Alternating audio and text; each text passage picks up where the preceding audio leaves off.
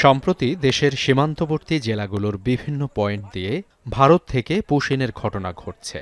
এর মধ্যে গেল ৭ মে কুড়িগ্রামের ভুরুঙ্গামারী ও রৌমারী উপজেলা থেকে আটক হওয়া নারী পুরুষসহ ৪৪ জনের পরিচয় শনাক্তে ধোঁয়াশা তৈরি হয়। দায়িত্বরত সীমান্তরক্ষী বাহিনী বিজিবির পক্ষ থেকে তাৎক্ষণিক বক্তব্য না পাওয়ায় এমন অবস্থা তৈরি হয়।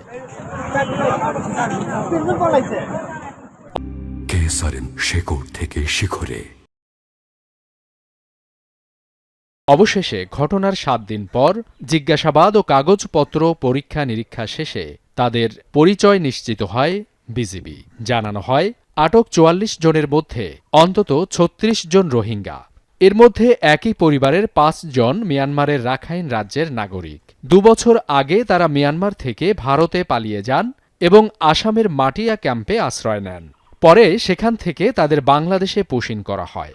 ক্যাম্পে রাখি আর কার্ড দিয়েছে, কার্ড দিয়ে পরে ২ বছর পরে আমি আর চোখ মুখ আনি বাংলাদেশে আনি ঢুকাই দিয়ে আর পরে জায়গা চিনি না, কিছু চিনি না। আমাদের যাওয়ার পরে জায়গা নেই। আমার থাকতে আমি ক্লাস পড়ছি আর পাইনি। আমাদের খাতে দিত না, মারপিট করতো, খুব কষ্ট হতো, কষ্টের সময়। আটক রোহিঙ্গাদের কাছ থেকে ইউএনএইচসিআর এবং ভারতের নয়াদিল্লি কর্তৃক ইস্যু করা ৫টি রেজিস্ট্রেশন কার্ডও পাওয়া যায়, যেখানে মিয়ানমার থেকে ভারতে আশ্রয় নেয়া রোহিঙ্গাদের বাংলাদেশে পুশ ইন করার বিষয়টিও নিশ্চিত হয় বিজিবি। ভারতের মাটিয়া নামক একটা রিফিউজি ক্যাম্পে ২ বছর ছিলেন।